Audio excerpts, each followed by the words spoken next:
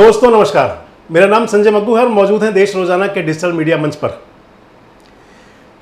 एक समय था जब कहा जाता था कि रूसना और मनाना ये शादियों में चलता है, विवाहों में चलता है, घरों के मांगलिक कार्यक्रमों में होता है। लेकिन आज समय बदल चुका है। आज शादियों के अंदर मुझे लगता है रूसने मनाने के दौर बहुत कम होते हैं, सियासत के अंदर रूसने मनाने के दौर ज़्यादा होते हैं। और फिर उस रूठन और मनावन की चर्चा बहुत दिनों तक चलती है और कई बार अगले और अगले अगले चुनाव तक भी चला करती है। लेकिन मैं आपसे इस वीडियो में चर्चा करूंगा इसी चुनाव की, इसी लोकसभा चुनाव की, रूठन और मनावन की, और आपको बताऊंगा कि रूठना कैसा था और मनावन कैसे कैसे हुई।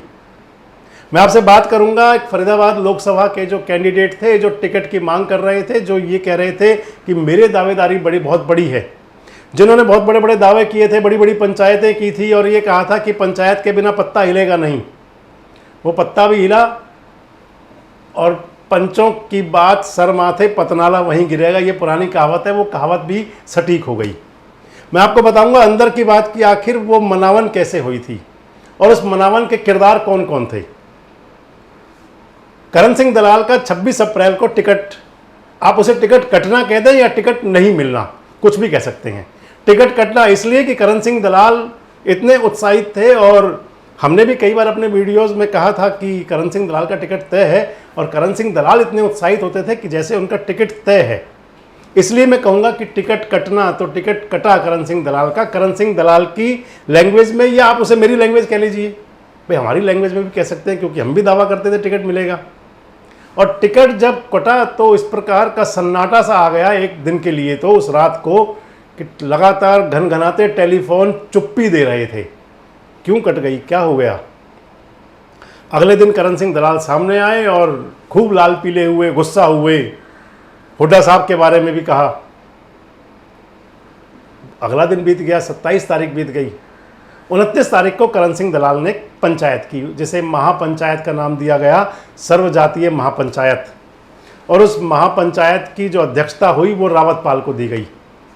रावतपाल रिश्तेदार हैं करण दलाल के पाल के, यानी कि करण सिंह दलाल के रिश्तेदार कह लीजिए। रावतपाल में उनकी बहन ब्याही है। पंचायत हुई और पंचायत ने ये निर्णय दिया कि करण सिंह दलाल जो फैसला करें वो हमें बता दें, और ये कहा कि निर्दलीय चुनाव न लड़ें। बड़ी हवाएं चली थी, करण सिंह दलाल निर्दलीय लड़ेंगे, करण सिंह दलाल हाथी पे बैठेंगे, घोड़े पे बैठेंगे, पता नहीं कहाँ जाएंगे, बड़ी चर्चाएं रही। और फिर वो करण सिंह दलाल उसके बाद फिर सामने आए, आज से 2 दिन पहले, यानी कि 3 तारीख को।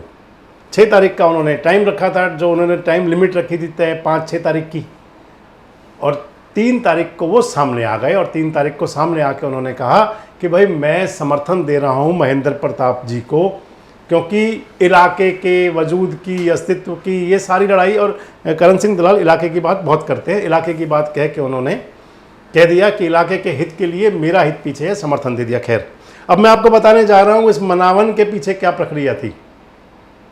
तो आपको ध्यान होगा करण सिंह दलाल आज भी जब भी अपनी कोई प्रेस कॉन्फ्रेंस कर रहे हैं, जो उन्होंने 3 तारीख को की, उन्होंने कई बार नाम लिया, आदरणीय टेकचंद शर्मा भाई केयर सिंह रावत, आदरणीय टेकचंद शर्मा भाई केयर सिंह रावत। तो मैं आपको बता दूं कि यही 3 किरदार थे। इन 2 के साथ एक किरदार और था जिसने कि करण सिंह दलाल को जिन्हें मनाने का जिम्मा दिया गया।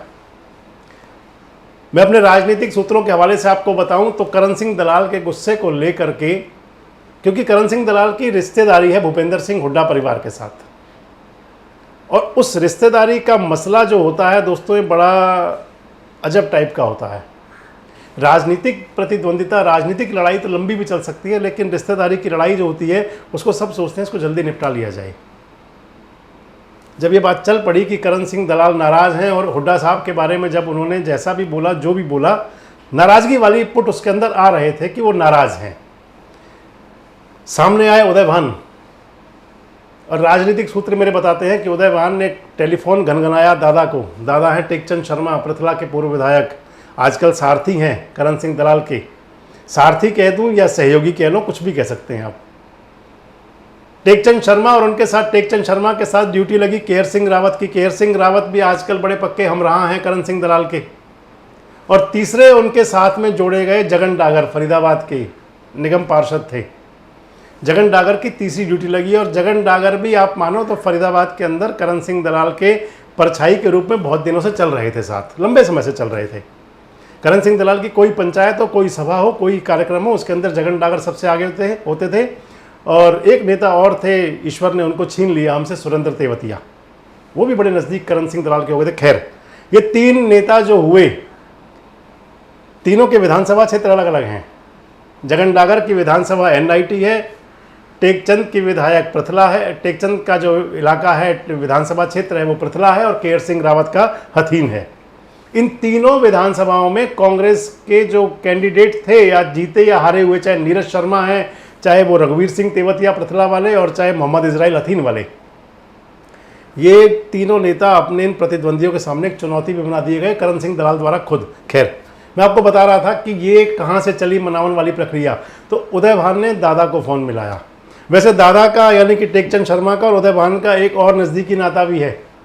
जो पंडित टेकचंद शर्मा का पैतृक गांव है भिड़ुकी, वो सबसे बड़ा विधानसभा क्षेत्र का गांव है होडल का। इसलिए आगे चल के, क्योंकि राजनीतिक निकटता तो बहुत ज़रूरी है और सबको खुद को प्रूव करना, ये तो मैंने आपको पहले वीडियो में भी कहा है कि चुनाव अस्तित्व की लड़ाई होती है।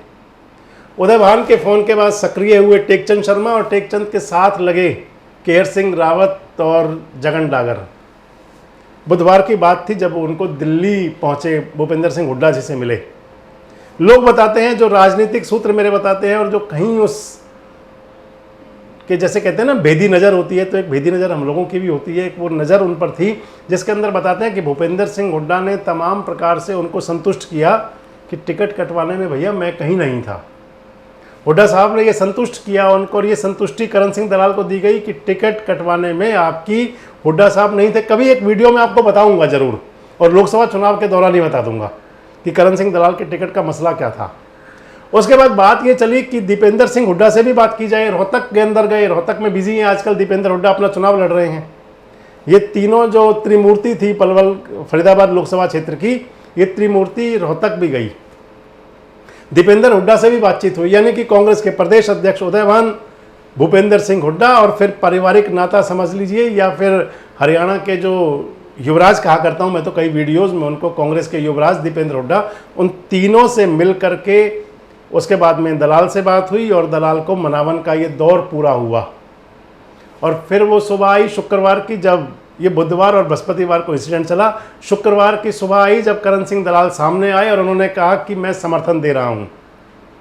करण सिंह दलाल ने, हालांकि और तो बातें नहीं सामने आई, लेकिन ये जरूर हुआ कि मनावन का दौर 1.5 दिन की वार्ताओं में यूं पूरा हो गया। और वो तीनों नेता जो अभी तक कांग्रेस में नहीं है, जगन डागर तो कांग्रेस के माने जा सकते हैं, लेकिन अभी तक कांग्रेस में नहीं है, इस कांग्रेस की जो मनावन रुसावन की किश्ती थी उसको पार लगाने वाले, वो दोनों केवट बने हैं उसके। और उसके बाद में अब चुनाव शुरू हो चुका है। चुनाव के रंग आगे भी बहुत सारे सामने आएंगे, ये भी एक चुनाव का रंग था जो मैं आपको बता रहा था। और इस प्रकार से एक नेता को साथ जोड़ करके, हालांकि तमाम प्रकार की बातें हैं, आज भी तमाम प्रकार की बातें चल रही हैं, लेकिन जो मुख्य बात मैं आपको बता रहा हूं कि इनके सहारे इन लोगों को साथ जोड़ करके और करण सिंह दलाल को अंततोगत्वा मना ही लिया गया। आपको क्या लगता है कि अब कांग्रेस जब इकट्ठा होकर चुनाव लड़ेगी तो चुनाव का रंग कैसा होगा? आपको क्या लगता है कि चुनावी पारा जो इस समय पूरी तरह गर्मी के कागार पर है, अब हो चुका है, वो और कितना ऊपर जाएगा? और आपको क्या लगता है कि चुनाव परिणाम फरीदाबाद का कैसा हो सकता है?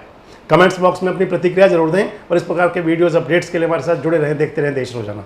हमारे साथ जुड़े रहने के लिए देखते रहिए देश रोजाना का यूट्यूब चैनल सब्सक्राइब कीजिए। साथ ही देश रोजाना की खबरें सबसे पहले देखने के लिए प्रेस कीजिए बेल आइकन।